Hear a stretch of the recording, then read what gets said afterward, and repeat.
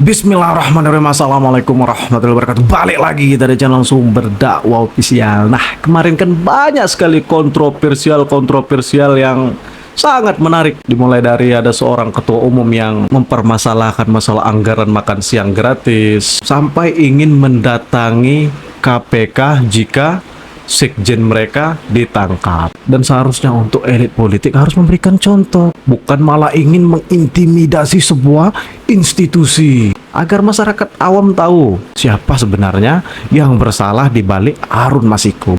Tapi ya kita maklum, memang partai yang ngono memang agak lain lah kira-kira. Mulai dari pilkada kemarin, di daerah yang mereka menang, mereka mengatakan kita harus taat konstitusi, kita harus menghargai suara rakyat karena suara rakyat adalah suara Tuhan.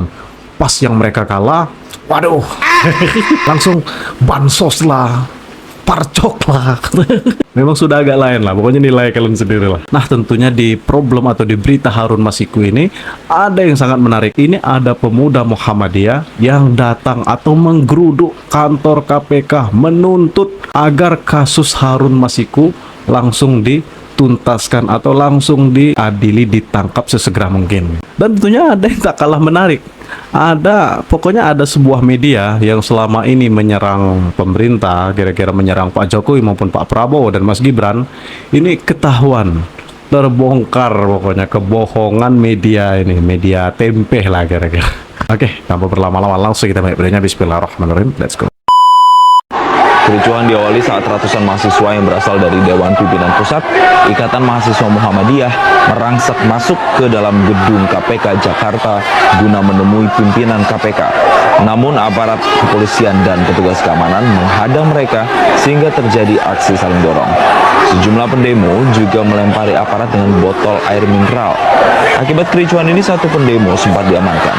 Namun hal itu justru membuat massa semakin emosi hingga akhirnya satu pendemo yang diamankan dibebaskan.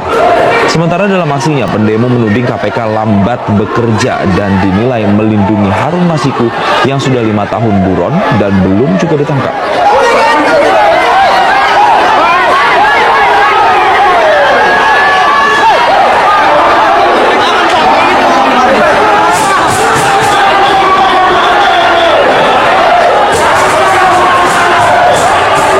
Saat itu Harun Masiku sudah dalam pantauan penyidik KPK. Tetapi ternyata penangkapan Wahyu Setiawan di Bandara Soekarno-Hatta itu bocor. Dan ada salah satu pimpinan KPK yang mengadakan press conference. Akhirnya Harun Masiku kemudian dihubungi oleh salah satu orang partai politik untuk mencelupkan HP-nya biar tidak terdeteksi. Wih, orang partai politik, paham lah kita. Kemudian akhirnya tetap terpantau dengan seseorang menuju ke PT IKA bersama dengan salah satu petinggi partai politik. Disitulah terjadi drama.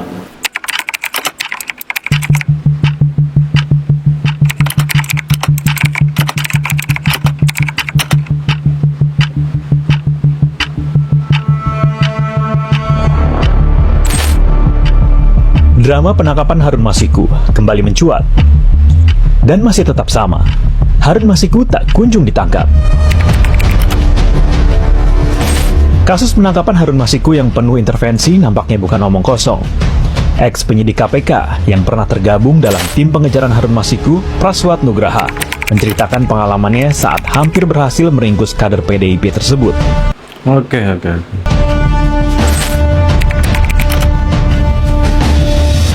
Pada malam 8 Januari 2020, ia dan tim membuntuti Harun dari Cikini, Jakarta Pusat, sampai hilang jejak di Perguruan Tinggi Ilmu Kepolisian PT IKA, Jakarta Selatan.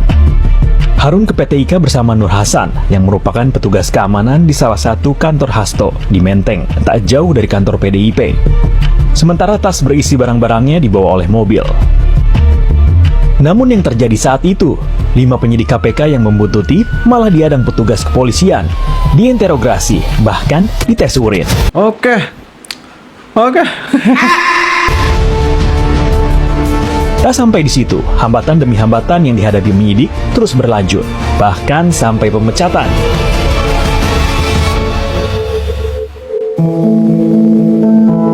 Jadi 4 tahun tahun yang lalu, 3,5 tahun yang lalu itu kita pernah mendeteksi Harun Masiku, dan kenyataannya saat kita deteksi dan kita laporkan justru malah kita dinonaktifkan lalu dipecat kan gitu kan. Di bulan Mei kita dinonaktifkan lalu dipecat di bulan September. Nah itu fakta-fakta yang nggak bisa kita pungkiri bahwa memang kasus ini penuh dengan intervensi. Sayangnya bukan intervensi untuk mendukung agar kasus ini segera cepat dituntaskan, tapi intervensi agar menghambat.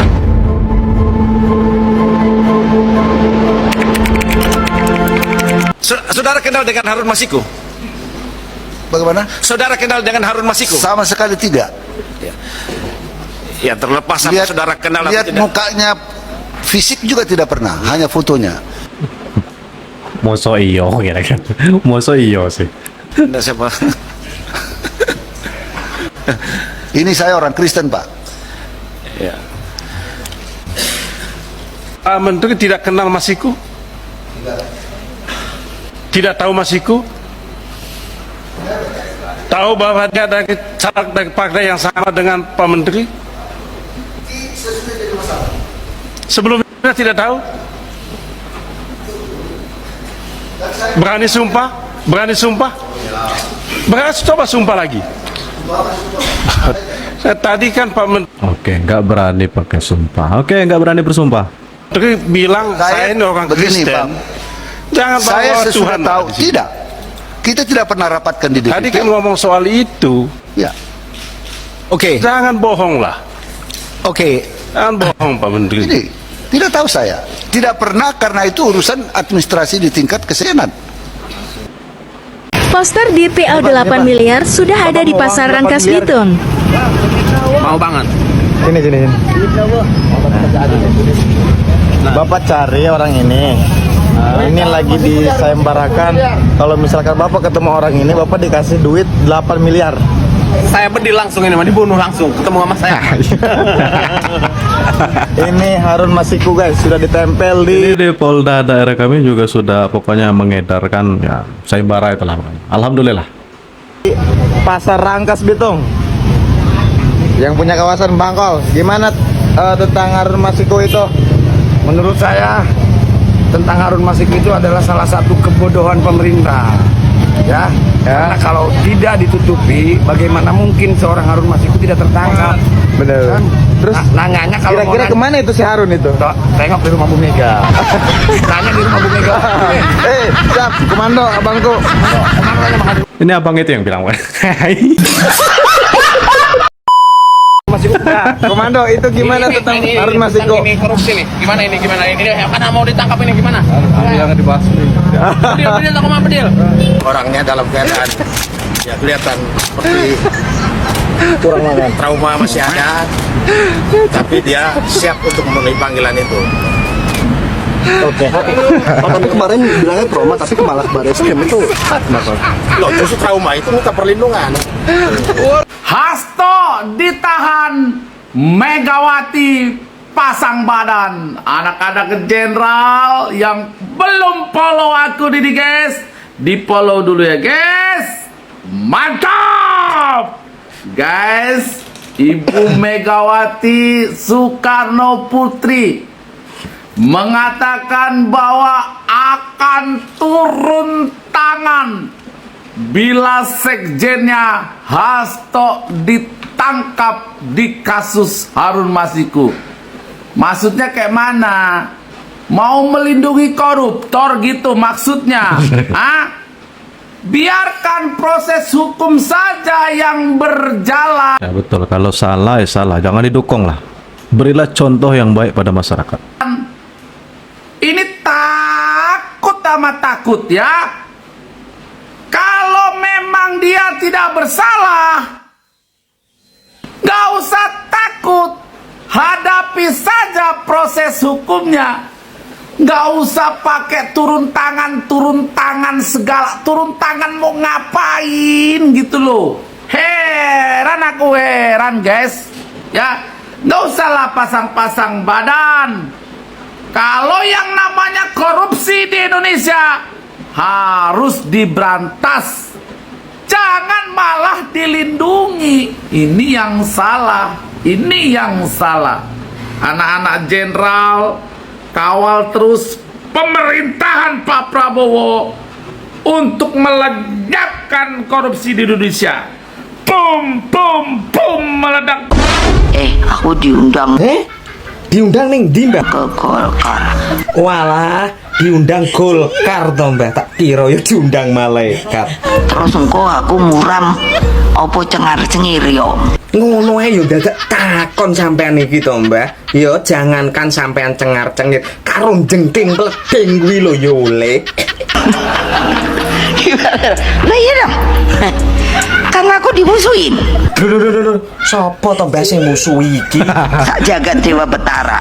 Oh my god, sak jagat Dewa Betara, Mbah. Lah sampean kelakuane wis bener apa durung? Sekarang diundang. Bingung aku. Aku dhewe yo bingung lho, Mbah, ngrasakno kuwi iki yo to. Diundang salah, gak diundang yo salah. Jane karepmu iki piye to, Mbah? Ya betul, diundang salah, nggak diundang salah, aduh pokoknya. Ojo gawe koyo ngono to wis tuwek iki. Iya, jadi kata Haso udah deh Bu, iniin aja deh. Loh, lah yo tenan to, Mbah. Kok yo meneh-meneh orang gugu omonganku to, Mbah. Ojo ngasih percaya karo hasutane Hasto kuwi. Ya Allah, malih kaya ngono to. Lah kok yo iki oleh undangan di hari ulang tahun Partai Golkar yo. Sampean kuwi dikei kehormatan undangan. Seharusnya kalau sampean itu yo, Mbah, mempunyai sifat negarawanan. Kuwi dengan gagah datang, jangan mementingkan ego ya Bu, Mbah. Ya Allah, ini negarawan opo?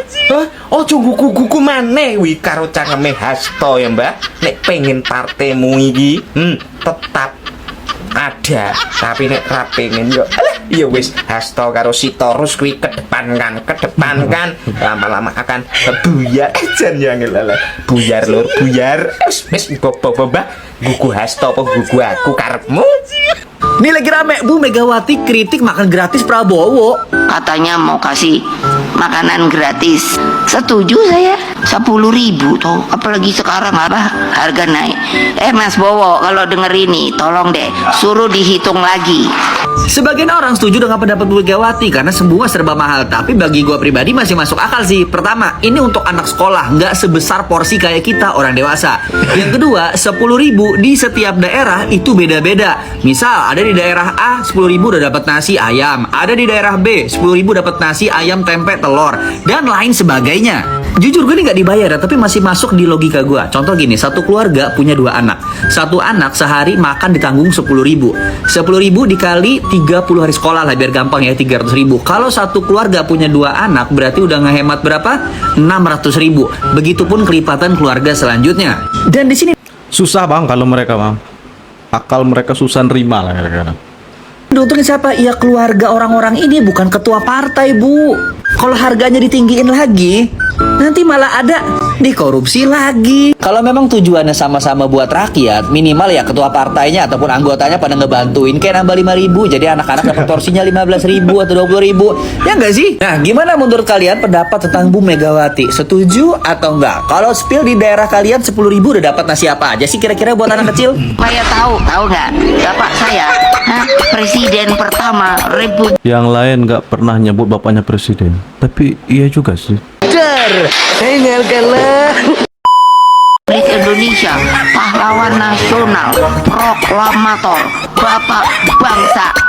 Mau bicara secara objektif, yang disebut makar itu adalah Megawati Soekarno Putri. Ketika Gus Dur memerintah, Gus Dur sudah mengatakan memilih Khairuddin Ismail sebagai Kapolri, tapi Mega melakukan insubordinasi pembangunan terhadap presiden. Dia melakukan apa? Yang dipilih ada Bimantoro.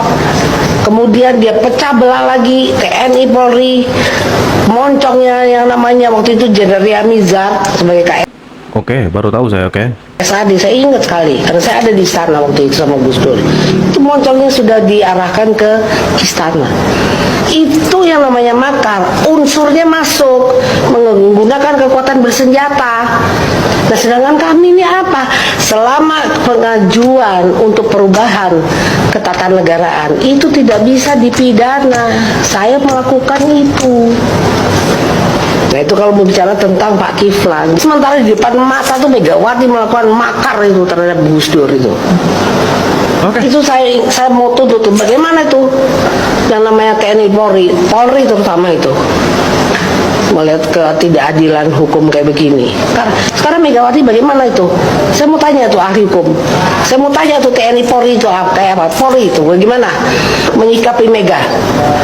Satu, kedua, itu saudara saya juga Sukmawati melakukan penghinaan terhadap agama. Ya betul. Yang satu itu memang suka, ya kita paham lah track recordnya. Agak-agak kontroversial. Kenapa dia nggak diproses? Tahu-tahu udah di SP berapa? SP 3. Coba mana keadilannya? Mana keadilan di dalam bidang hukum ini? Terutama ini Polri ini. Dua loh ini. Ini kebetulan saudara saya semua. Itu pertanyaan saya, tolong dijawab itu siapa yang berwenang di sini? Presiden boleh, TB 1 juga boleh, tapi dijawab itu. Itu Megawati bagaimana tuh? Kemudian Sukmawati bisa di SP 3. Di situ gue tahu ini bohong atau ini salah. Ya. Nah, ini untuk yang percaya acara tempe, bocor halus tempe. Nah, ini dengarkan ini baik-baik. Karena dari Istora Ya. itu Pak Prabowo itu banyak banget lah podcast semua gue tontonin. Salah satunya menarik tuh begini. Nah ini mohon maaf saya nggak bermaksud untuk ngomongin siapapun, tapi ini karena saya mengalami sendiri. Jadi salah satu yang gue tonton tuh podcast lu, bocor alusnya Tempo. Karena kan gue pengen tahu juga. Iya, betul. Apa nih berbagai perspektif. Ya. Nah gue tuh suka banget nonton bocor alusnya Tempo. Ini jujur, ini gue nggak ngomongin sama siapa-siapa karena gue baru nontonnya kemarin, yang paling baru. Dan selama ini gue pikir nih jago banget nih bisa dapetin bocoran-bocoran begini dari mana. Sampai kemarin Pak, sampai kemarin. Jadi ada yang cewek itu ngomong bahwa Pak Prabowo itu dipanggil Pak Jokowi 2 kali pada saat yang pemilu nusuk. Sebelum dia ke Kertanegara dan setelah dia dari Istora dipanggil lagi ngomongin begini. Di situ gue tahu ini bohong atau ini salah. Karena dari Istora itu Pak Prabowo itu Istora kembali ke keempat. Oh, lu tahu persis ya? Ada gua iya, sampai iya. tidur. Betul. Jadi nggak ada itu cerita. Betul. Nah, jadi kalau kayak untuk anak abah tolong lihat ini pokoknya. begitu, artinya apa yang beredar di sini semuanya bisa aja semuanya juga hoax dan sebagainya, bisa iya diacak-acak dong. Iya dong. Jadi jangankan netizen jurnalisme istilahnya, bahkan jurnalis yang profesional pun bisa salah. Karena kan tidak semua peristiwa itu dia mengalami sendiri. Dia kan bertanya, menginvestigasi. Nah, kalau misalnya narasumber yang dia hubungi ternyata bohong atau ngarang, kan salah. Jadi Kan? salah. Iya. Yang kedua kan gini, media juga itu punya perspektifnya sendiri tentang berbagai macam persoalan. Jadi media itu nggak pernah dalam tanda kutip betul-betul dengan kepala kosong gitu. Sehingga sebetulnya apa yang dia tulis itu seringkali ya menggambarkan apa yang dia imajinasikan gitu. Jadi ya kadang-kadang mohon maaf ya, bocor halus menurut saya nggak beda-beda jauh dengan film Dirty Food itu gitu. Bahwa Dirty Food gimana? Dirty Food itu menurut saya mostly itu adalah imajinasi dari pembuatnya. Gue nonton ya. Memanggil Prabowo ya sore hari. Nah malamnya setelah hajatan di Istora, kemudian Jokowi memanggil untuk yang kedua kalinya. Di Corbusier. Ya. Topimu buka topi. Dah, sudah. Pokoknya saya sangat sependapat sekali dengan abang-abang yang pokoknya yang menyinggung masalah anggaran makan, apa itu makan gratis ya. Kalau masalah 10.000, nilai 10.000, memang setiap daerah itu pasti nilainya berbeda. Jadi jangan selalu pesimis lah. Terus mereka juga paham betul dan tahu betul anggaran yang akan dilakukan atau direalisasikan untuk makan gratis. Dan kalau masalah majalah tempe, kita tahu lah, orang yang mereka wawancarai itu belum tentu benar 100%. Bisa jadi itu salah, atau bisa jadi ya pokoknya ketahuan pokoknya mereka mengarang atau mereka salah informasi. Jadi kita walau malam kita kurang tahu lah. Yang jelas sebagai masyarakat Indonesia jangan terlalu mudah percaya. Pokoknya jangan menelan info atau berita itu mentah-mentah, disaring dulu, dicari tahu dulu kebenarannya. Itu jangan-jangan kita menelan isu hoax yang justru akan merugikan kita sendiri. Dah pokoknya saya akhiri. Tetap jaga persatuan Indonesia, jangan mau kita terpecah belah di adu domba. Tetap jaga rukun aman persatuan Indonesia, NKRI harga mati. Wassalamualaikum warahmatullahi wabarakatuh.